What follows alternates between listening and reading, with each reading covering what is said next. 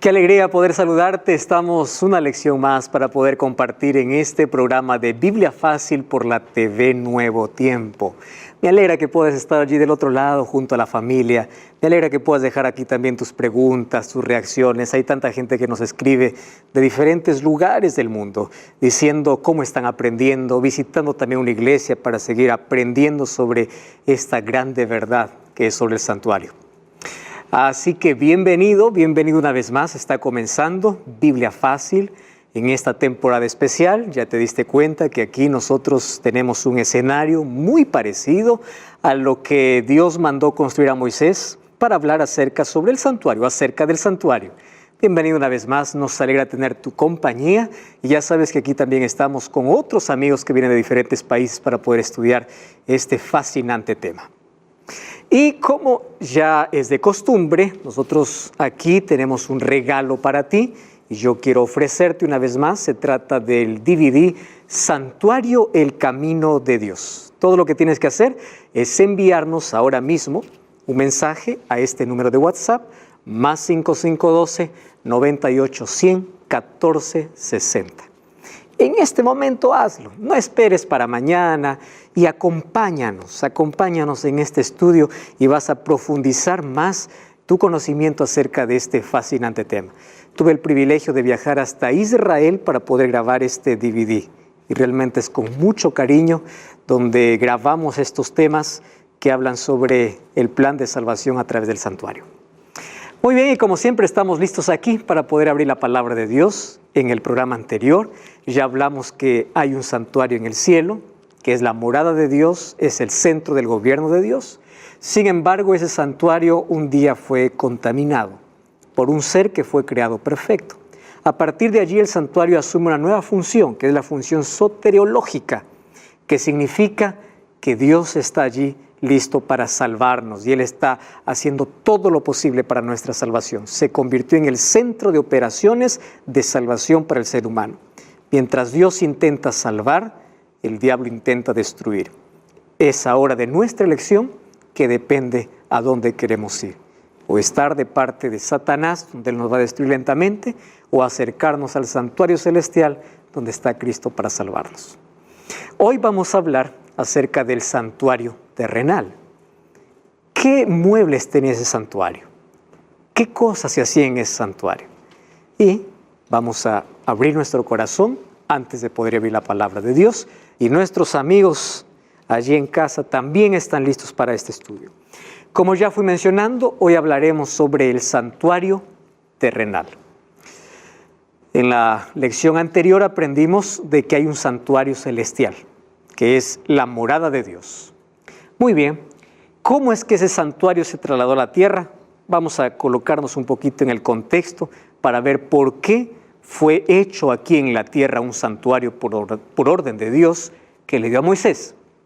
¿Recuerdan ustedes que en el santuario estaba un ángel perfecto? No uno, todos los ángeles perfectos. Pero uno de ellos, llamado por Isaías y Ezequiel, querubín protector, que era Lucifer, un día se rebeló. Querubín protector significaba que él estaba en el santuario ocupando una función especial, protegiendo ¿qué cosa? La ley de Dios. Satanás conoce que la ley de Dios es el centro de su gobierno y él atacó el carácter de Dios y atacó su ley. Vamos a ver en las próximas lecciones que Satanás odia la ley de Dios, porque la ley habla sobre quién es Dios, sobre su carácter. Dios es amor y es justicia. ¿Y dónde se ve su amor y justicia? En su ley. Y hoy vamos a ver cómo después de que Él se rebeló en el cielo, por más oportunidades que tuvo para poder arrepentirse, no aceptó, un día hubo una batalla en el cielo. Apocalipsis capítulo 12, versículo 9 dice así: fue lanzado fuera el dragón, la serpiente antigua que se llama Diablo y Satanás, el cual engaña al mundo entero, fue arrojado a la tierra y sus ángeles fueron arrojados con él. La tercera parte de ángeles fue convencido por Satanás. Yo quiero que presten atención a ese detalle. Si ángeles fueron convencidos por Satanás, imagínense la estrategia que él usa para que el ser humano pueda aceptar su propuesta. Si ángeles del cielo fueron convencidos por él, ¿cómo hoy la humanidad se deja convencer de una manera tan sencilla? Claro, porque ya vivimos en una humanidad caída, ya heredamos o ya tenemos una naturaleza pecaminosa. Para él es mucho más sencillo, pero no estamos solos en este conflicto. Por eso necesitamos de la ayuda de Cristo. ¿Y dónde vamos a pedir ayuda? En el santuario, porque es allí donde está Cristo. Ahora, Satanás fue lanzado. Y ahí viene la pregunta, ¿verdad? ¿Por qué Dios no lo destruyó? No sé si ustedes se preguntaron alguna vez. Nos hubiésemos evitado todo este problema. Se rebeló, Dios dice, ¿sabes qué? Este rebelde va a ser destruido. Si Dios hubiese destruido, probablemente no habría pecado hoy, no habría sufrimiento, no habría muerte. Esa es una de las preguntas, de los cuestionamientos que muchos ya se hacen. ¿Por qué Dios nos destruyó? Recordemos que Dios creó el universo y el universo no es este planeta. Nosotros somos parte de ese universo. Cuando ustedes ven allí en imágenes qué parte nosotros ocupamos en el universo, realmente es una insignificancia. Ahora, cuando Dios crea el universo, Dios crea seres también en otros planetas que nosotros no conocemos, no sabemos dónde están ellos. La ciencia ha descubierto que hay planetas sin vida, etc. Eso es todo lo que el ser humano descubrió. Pero en el universo hay otros seres creados. Y en el cielo, Dios al crear a todos los ángeles, los creó libres, por supuesto. ¿Qué hubiese pasado si cuando Lucifer se rebeló, Dios hubiera matado a Lucifer? ¿Saben qué cosa hubiese pasado? Se hubiese quebrado la armonía en el universo. A la verdad, con la entrada del pecado ya se quebró la armonía. Pero ¿qué cosa estaba en juego? El carácter de Dios. ¿Cuál es el carácter de Dios? Dios es amor. Dios es justicia. Ahora, vamos entonces a pensar en lo siguiente.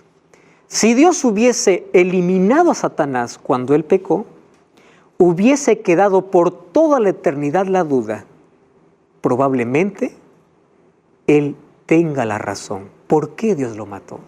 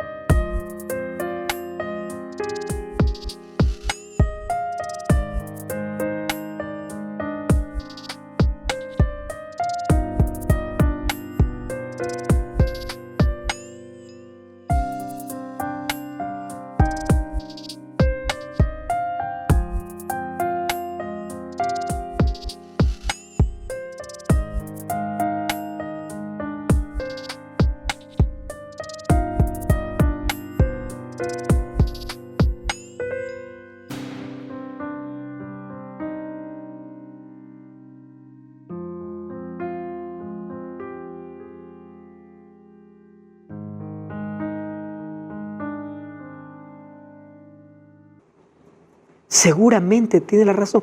Imagínate que tú estás un día en un lugar y viene alguien acusándote, diciéndote, tú eres un ladrón, tú eres un mentiroso, tú eres esto, tú eres el otro. Tú tienes poder y dices, yo le voy a matar. Y cuando tú lo mandas a matar, queda la duda, ¿por qué lo mató? Ah, seguramente tenía razón. Entonces, ¿qué cosa hizo Dios? En su omnisciencia tomó la decisión más sabia. Dejar que el mal pueda revelarse por sí solo y que el tiempo pueda decir quién es el verdadero carácter de Dios y cuál es el verdadero carácter de Satanás. Todo el universo estaba a la expectativa cuando surgió la rebelión. Y es por eso que hoy quedó ante los ojos del universo el amor y la justicia de Dios y el verdadero carácter de Satanás. Demandaba un poco de tiempo todo eso. Y entonces, ¿cómo continúa la historia? Aquí Dios había creado el mundo. Génesis 1:31 dice que todo lo que había hecho era bueno en gran manera, era perfecto.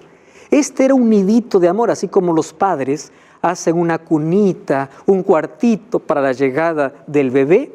Cristo creó el mundo, Dios creó el mundo, lo creó con todas las condiciones para que el ser humano pueda vivir bien y que pueda vivir eternamente feliz. Por eso es que el ser humano, ¿cuándo fue creado? En el sexto día.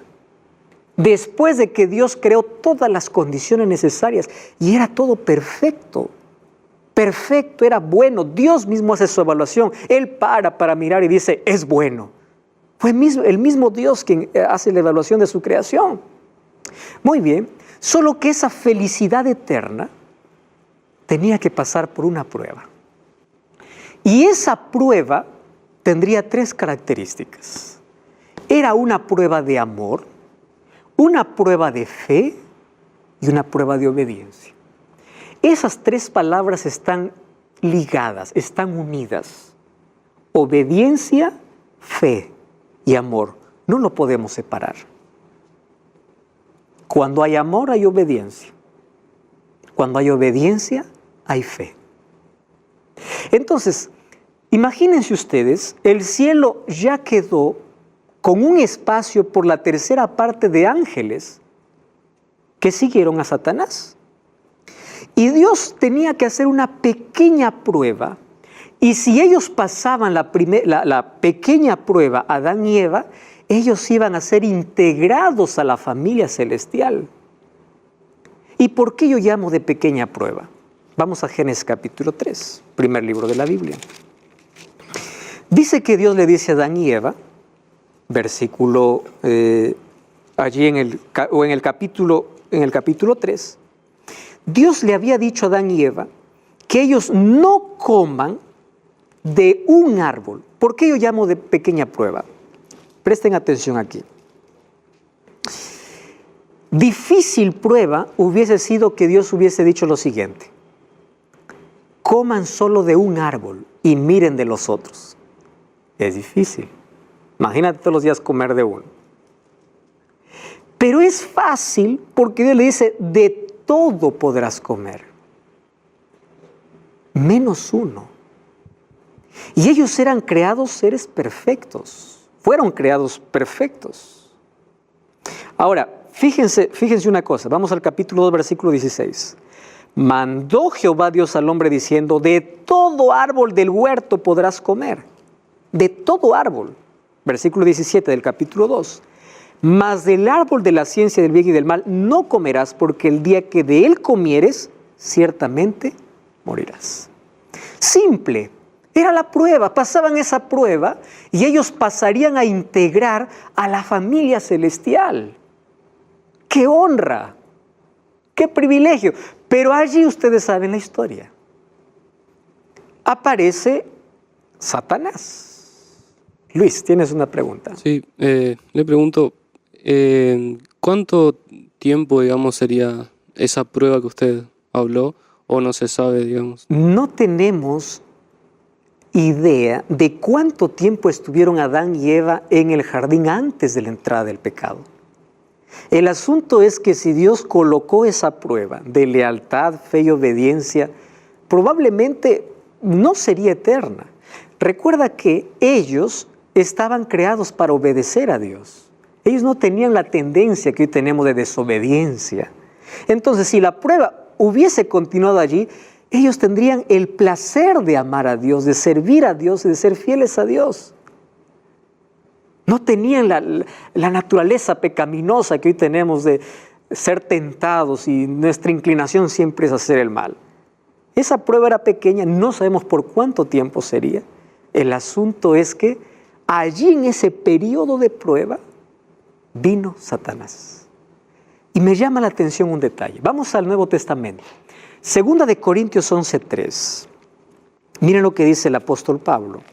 Segunda de Corintios capítulo 11, versículo 3. Dice así: pero temo que como la serpiente con su astucia engañó a Eva.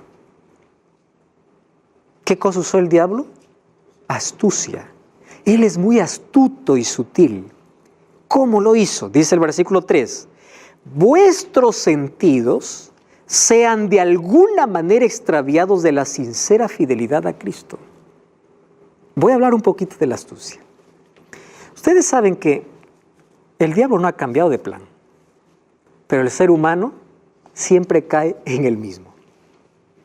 Su plan tiene más de 4.000 años, porque más o menos hay más de 4.000 años desde la creación hasta acá. El mismo plan. ¿Qué cosa usa? Él es estratega. Él no hace las cosas por hacer, él tiene un plan. Y él es astuto. ¿Cómo usa su astucia? Número 1, nunca da la cara. Siempre se disfraza. ¿Quiere arruinar la vida de alguien? Él nunca da la cara, se disfraza. Arruina la vida de una señorita tras un chico lindo.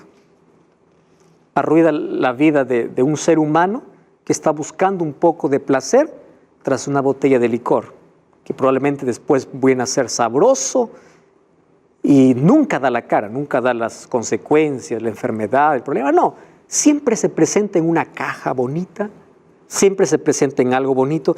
Y usó la serpiente porque la serpiente no es como la que hoy conocemos, era el animal más lindo que había en la creación.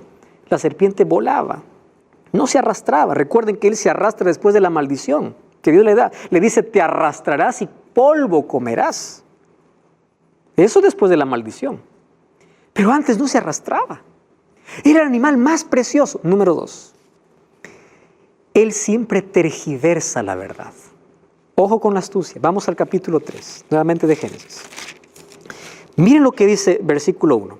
Dijo a la mujer, con que Dios ha dicho de todo árbol del huerto no podréis comer. Usa la verdad, pero ¿qué cosa hace? Lo cambia.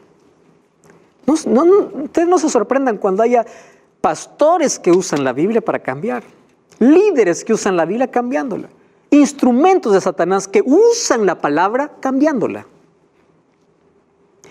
¿Dios había dicho que no coman de todo árbol? No, pero él usa parte de lo que Dios dijo para sembrar duda. Cuando el diablo coloca duda, es peligroso. Ahora, no es peligroso dudar, es peligroso abrigar la duda. Tú puedes cuestionarte, tú puedes dudar, pero cuando el diablo consigue colocarte duda en la mente, anda y confía en las promesas de Dios. Eso es fe. La fe desplaza la duda. La duda es un arma letal del diablo. Con que Dios os ha dicho, está usando parte de la palabra de Dios. Y otra cosa, ¿qué cosa usa? Los sentidos. El diablo usa los sentidos. Miren, ve. Primero, ¿qué cosa usó? El oído, porque la serpiente hablaba. ¿Qué más usó Satanás? La vista, porque Eva, ¿qué cosa? Vio el fruto. ¿Qué usó? El paladar, porque Eva comió.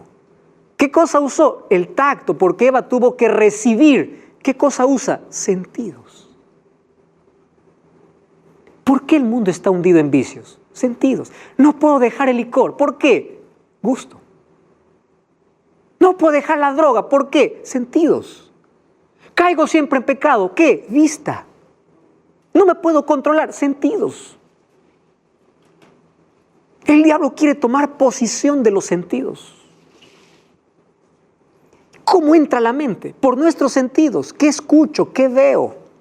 Eso es lo que voy a hacer. Eso es lo que voy a hablar. Es una estrategia diabólica. ¿Y qué cosa hizo entonces Satanás? Él usó su astucia. Y ojo, él hizo hasta un milagro. ¿Cuándo has visto que una serpiente habla? No crean todos los milagros, porque no todo milagro viene de Dios. La serpiente habló y eso no significa que ese milagro venía de Dios. Tú puedes ver tantos milagros en la vida y no puedes decir que ese milagro es de Dios. El diablo también puede hacer milagros para convencerte de sus mentiras. Cristian. Sí, mi curiosidad es lo siguiente. Adán y Eva cayeron a la astucia del Satanás y a la prueba que Dios le dio, ¿verdad? Para obedecer. Ahora mi pregunta, mi curiosidad es lo siguiente. ¿Cómo el diablo o el ángel cayó del cielo? ¿Cuál fue su prueba? Satanás no tuvo ninguna prueba. Él se reveló por propia elección. En el cielo el ambiente era de adoración y de servicio por amor. Pero un día, cuando vamos a Isaías capítulo 14, dice que él dijo en su corazón, subiré al trono, y él quería ser adorado. Y él entonces empezó a diseminar entre los ángeles diciendo, Dios es injusto, solamente Él es adorado. ¿Por qué solamente Él? Y puso en Él mismo, desvirtuó la ley de Dios. Entonces ellos no tenían una prueba específica porque todos estaban allí diseñados, estaban dispuestos a obedecer. Por eso es que la entrada del pecado es ilógica e irracional. Es más, hasta incomprensible. Es un misterio que en el cielo se resolverá. Otra pregunta. Cuando Dios le da prueba a Adán y Eva, todo bien, pero Dios permitió que Satanás le indujera a que... Ahí está el poder de la elección. ¿Cómo es que tú vas a tener poder de elección si no tienes dos opciones? Si tienes una sola opción, tú no tienes poder para elegir. Pero si tienes dos, tú sí eliges. Entonces, esta prueba que es colocada para Adán y Eva, tenían las opciones, pero aquí había un asunto interesante. Dios ya los había advertido. Entonces, amigos, así fue como cayeron nuestros primeros padres. Y ahí aparecieron los dos primeros sentimientos a la entrada del pecado. Vamos a Génesis 3. Dice que Adán se escondió porque tuvieron miedo. Aparece el sentimiento de vergüenza y de miedo. ¿Por qué? Porque estaban desnudos. ¿Qué cosa perdieron? La ropa divina. Ellos estaban vestidos con un manto de justicia, con la gloria de Dios. No era una ropa como la que hoy usamos. Cuando ellos se dan cuenta que están desnudos, empiezan a hacer sus hojas de higuera, aparece Dios en el huerto diciendo, ¿dónde estás? No era porque Dios no sabía. El plan de salvación comienza con una pregunta. ¿Dónde estás? No porque Dios no sabe dónde estás, sino para que tú puedas ver que el lugar donde estás no es tu lugar. No es que Dios no sabe. Tú no sabes dónde estás.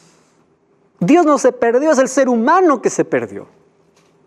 Y ahí viene Dios diciendo, ¿dónde estás? Y cuando viene dice, Señor, tuve miedo. Y el ser humano hoy sigue corriendo, huyendo de Dios porque tiene miedo, tiene vergüenza. Dios no me acepta, pequé mucho, vergüenza, tiene miedo. ¿Por qué? Continuamos con la misma historia. Y cuando Dios les llama, miren lo que dice el versículo 21 del capítulo 3. Jehová Dios hizo al hombre y a su mujer túnicas de pieles y los vistió. Para que Dios pueda vestirles con túnicas, significó que hubo muerte. ¿De quién? De un animal. ¿De dónde salió esas pieles? De un animal que fue muerto. ¿Recuerdan ustedes que yo les dije que el santuario nos enseñaba que salvación es sustitución? El día que Adán y Eva pecaron, sí hubo muerte, pero muerte sustitutoria. Porque en lugar de que Adán y Eva mueran, murió un cordero inocente. Y ese cordero representaba ¿a quién? A Cristo. Por eso es que hoy Cristo nos ofrece su ropa, su manto de justicia para cubrir nuestra vergüenza. Es curioso, Génesis 3, el hombre está desnudo. Apocalipsis 3, el hombre sigue desnudo y Dios le dice, yo te aconsejo que de mí tengas vestiduras. Sigue desnudo, porque eso es lo que hace el pecado. Entonces, amigos, allí ocurrió la muerte de un animal. La solución para el problema del pecado fue la sustitución. Tú y yo merecemos morir, pero allí se colocó Dios y dijo, yo voy a morir. Yo voy a tomar tu lugar. Imagínate el dolor de Adán y Eva al ver un animal inocente muriendo en su lugar. Sustitución. Y a partir de allí comienza un camino de sangre. Mas eso era un plan que Dios ya había establecido en la eternidad. Luego Dios les llama para hacer un juicio. Y allí aparece en Génesis capítulo 3, versículo 15, el primer juicio. Miren lo que dice 3:15. Pondré enemistad entre ti y la mujer, entre tu simiente y la simiente suya. Este te dirá en la cabeza y tú le herirás en el calcañar. Estaba Dios, Adán, Eva y la serpiente. Y Dios hace un juicio y le dice así, a la serpiente le dice, mira ve, un día tú vas a ser pisoteada en la cabeza. ¿Por qué? Porque de esta mujer nacerá una simiente, es una descendencia. Nacerá un descendiente de esta mujer. tú, serpiente, le herirás en el calcañar, es decir, en el talón. ¿Cuándo la serpiente hirió en el talón a la simiente de la mujer? En la cruz. ¿Y cuándo Dios le pisará por completo la cabeza? Cuando vuelva. Y después del milenio, cuando sea destruido para siempre.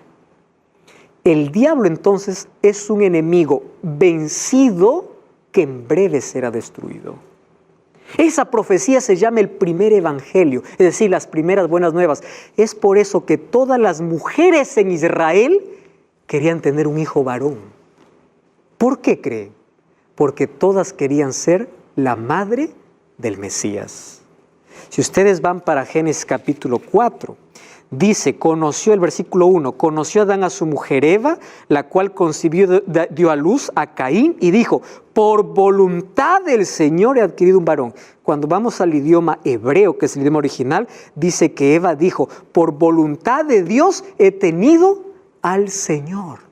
Ella pensó que su primer hijo, ¿quién era? El Salvador. Entonces Adán y Eva, al ver la muerte de ese animal inocente, Dios les explicó que esa era la única manera y que ya había un plan para poder rescatarlos. Y el plan era que de la descendencia de la mujer vendría uno. Por eso es que Satanás siempre quiso destruir la descendencia. Quiso desviar al pueblo de Dios. Cuando Jesús nació, quiso matarlo por medio de Herodes. Quiso perseguirlo, quiso hacerlo caer, etcétera, etcétera. Mas él nunca lo consiguió. Él siempre estuvo derrotado. No cambies el canal. Vamos a una breve pausa y ya regresamos.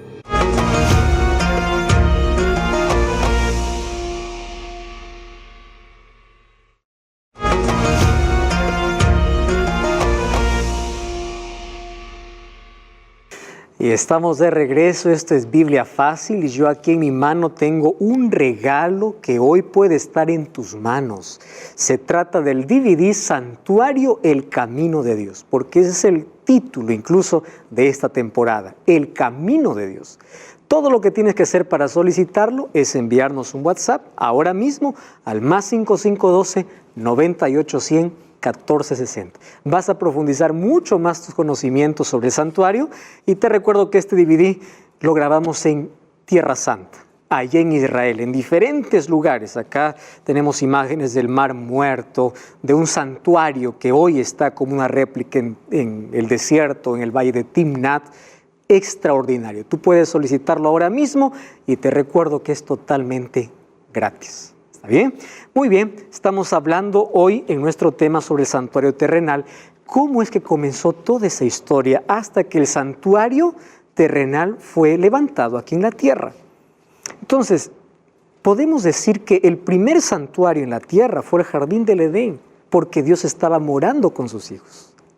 Pero el pecado abrió una brecha, un abismo, y solamente abrió un puente para unir al Dios y el hombre, o al hombre a Dios, a través de un camino, y ese camino tendría la forma de una cruz. Era a través de la muerte sustitutoria de Cristo.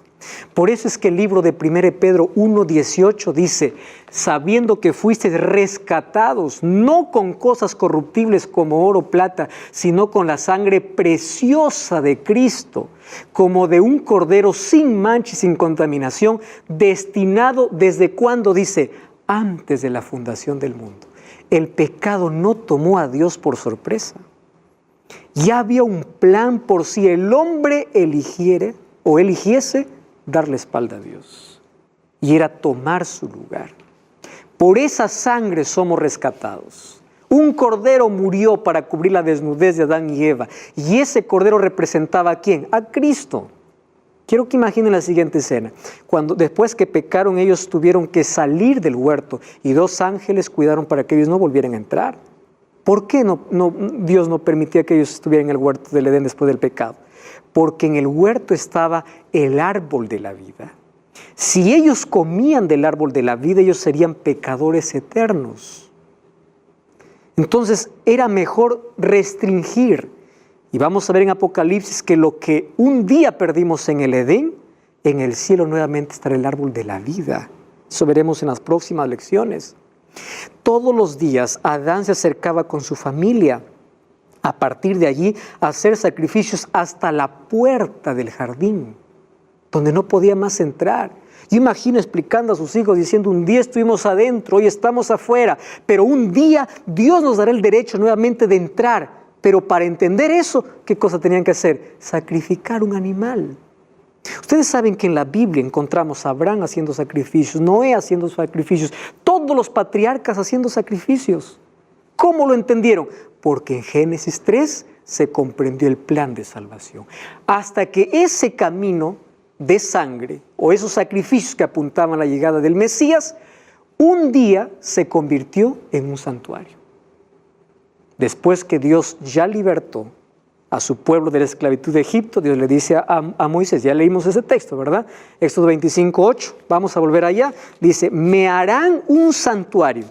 Y ya vimos en el primer programa que no será como tú quieres, será como el modelo que yo te dé, porque existe un santuario real que está en el cielo. Dios dio las instrucciones, los detalles, la forma, los materiales, incluso la madera. No sería de cualquier madera. Miren, Dios es un Dios detallista. Dios le dijo cómo tendría que hacerse. Es más, para que fabriquen ese santuario, lo hicieron dos hombres llenos del Espíritu Santo, Aholiab y Bezaleel. Dice que ellos recibieron un espíritu de sabiduría para fabricar el santuario. Ahora, este santuario, los muebles y todo lo que habría era costoso. Demandaba de mucho oro, de bronce, de otros materiales preciosos. ¿Y cómo iría a ser levantado ese santuario? Entonces allí nosotros encontramos que Dios da una orden. Vamos a Éxodo capítulo 25. Miren, vamos a leer versículo 2. Di a los hijos de Israel que tomen para sí ofrenda de todo varón que le diere de su voluntad de corazón. ¿Qué cosa van a dar? Ofrenda. Si ustedes leen todo el capítulo, es más, el capítulo 35 es interesante.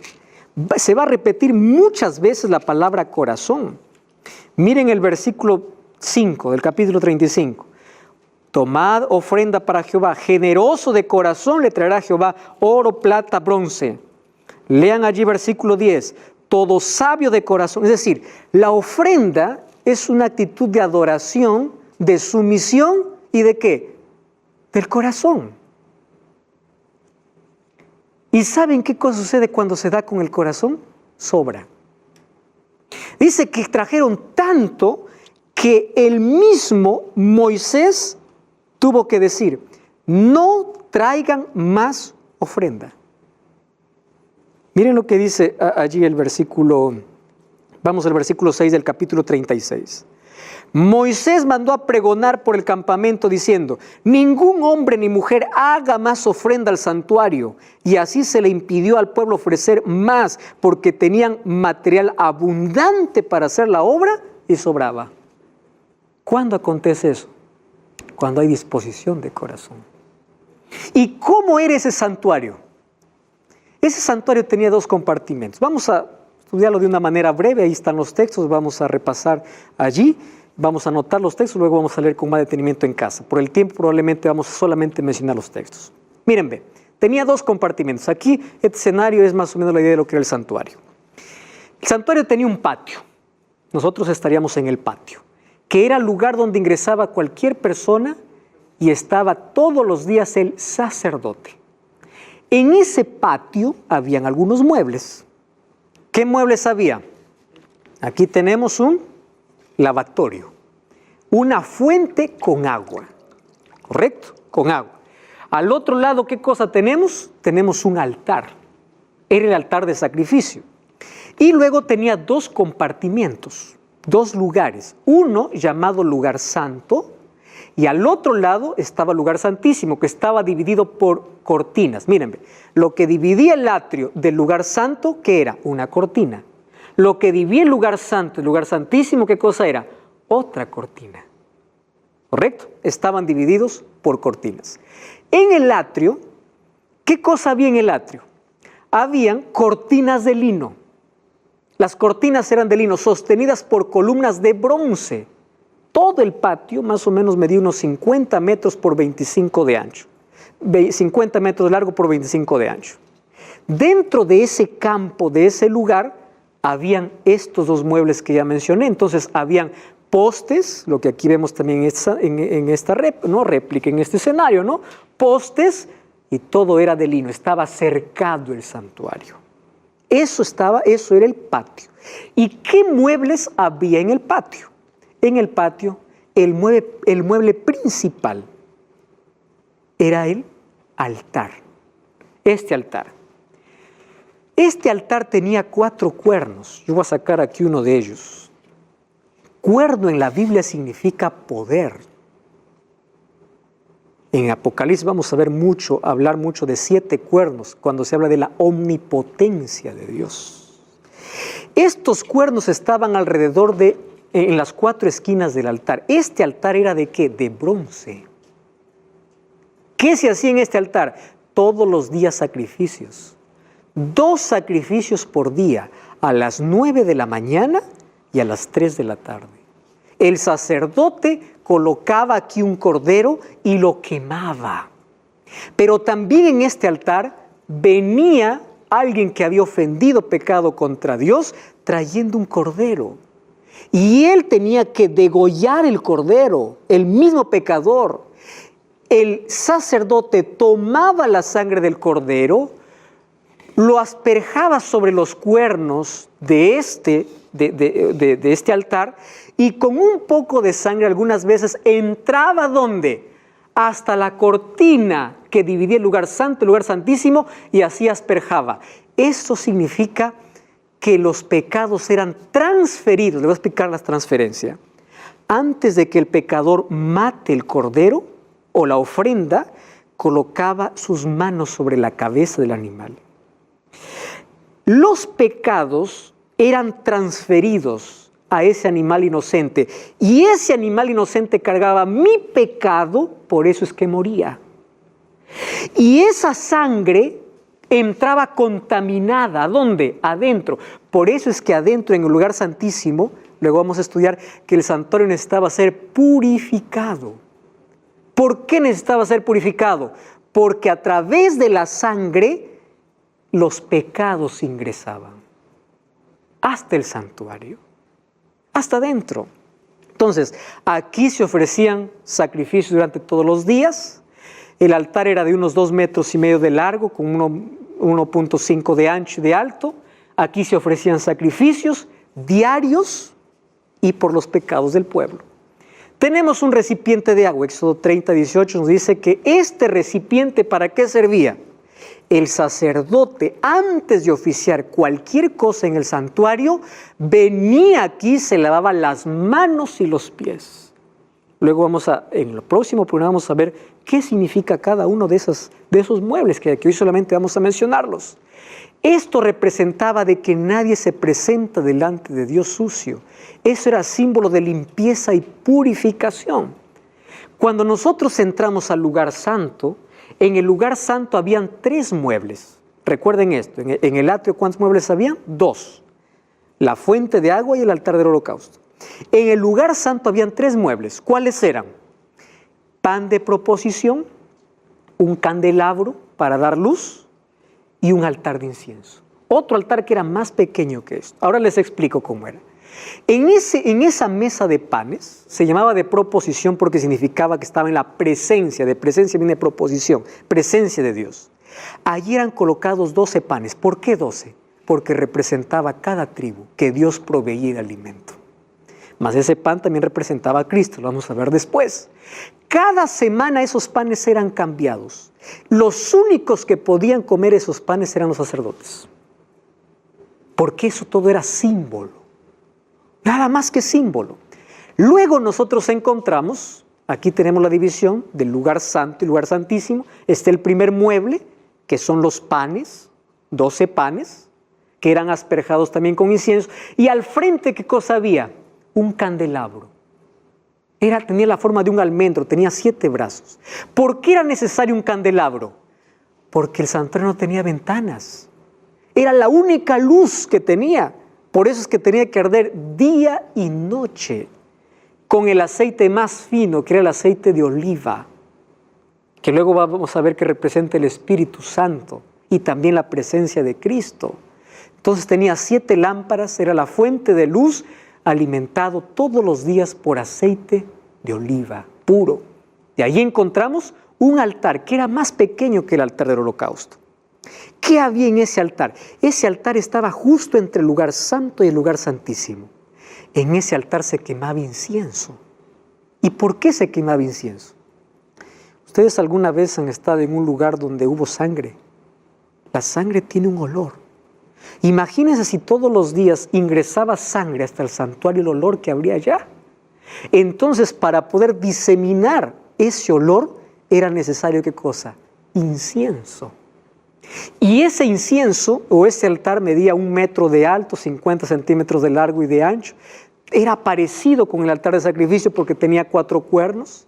Y allí se quemaba incienso todas las mañanas y toda la tarde. Con esa fragancia se despedía el mal olor que entraba por medio de la sangre. ¿Qué más tenemos allí? Luego tenemos el lugar santísimo. En el lugar santísimo entraba una sola vez el sumo sacerdote, que era la máxima autoridad del pueblo de Dios, aquí en la tierra. Una sola vez, ¿para qué? Para purificar el santuario. Una vez al año, presten atención. En el atrio, ¿quiénes estaban? El pueblo, la gente que venía a ofrecer sus sacrificios y el sacerdote. El sacerdote tenía acceso todos los días, ¿hasta dónde? Hasta el lugar santo. Pero al lugar santísimo, una sola vez el sumo sacerdote. Una sola vez al año. Ahora, había un solo mueble ahí en el lugar santísimo. ¿Qué cosa era? El arca del pacto. Ese arca del pacto estaba cubierta por una tapa. Presten atención a esto que vamos a repetirlo después. Esa tapa se llamaba propiciatorio. Ese nombre es especial porque luego vamos a ver que Pablo habla de eso. Propiciatorio. ¿Qué había abajo de esa tapa? De paso que todo era de oro. Abajo de esa tapa estaba la ley de Dios, la que Dios escribió con su propio dedo, según Éxodo 31:18, dio a Moisés. La vara de Aarón que floreció y un poco de maná. La ley de Dios, ¿dónde estaba? En el lugar santísimo. Ahí estaba. Entonces, del cielo descendía la gloria de Dios y se colocaba en la tapa. El sumo sacerdote, cuando entraba para hablar con Dios y hacerse la purificación del santuario, hablaba con la presencia de Dios que estaba encima del propiciatorio, pero para entrar, el sumo sacerdote tenían que entrar purificados, sus pecados habían tenido que ser perdonados, porque si no, moría en la presencia de Dios. Esa gloria que descendía se llamaba Shekinah. Shekinah significa la gloria de Dios. Y ahí habían 2 querubines, ¿recuerdan del ángel protector? 2 querubines encima de la tapa. Esa arca del pacto tenía la ley de Dios, tenía 1 metro de largo por 70 centímetros de ancho y alto, y allí se manifestaba, ¿qué cosa? La gloria de Dios. ¿Es dónde? En el lugar santísimo. Cuando vamos a Éxodo capítulo 40, vemos que la construcción del santuario demoró medio año, 6 meses. Y después de 6 meses, todo el pueblo se reunió para ver cómo Dios descendió para vivir con ellos. ¿Cómo descendió? A través de una nube de fuego. ¿Y saben qué decía el pueblo de Israel? Cuando esa nube de fuego, fue nube de fuego en la noche, y era una nube que los cubría del calor en el día. Cuando ese fuego que los calentaba en la noche se movía, el pueblo tenía que moverse. Cuando esa nube paraba, el pueblo paraba. Dios moraba con su pueblo, acampaba en medio de su pueblo. Y así recorrieron por mucho tiempo, durante todo ese desierto, Dios guiando a su pueblo. Y cuando ellos estaban reunidos viendo la gloria de Dios,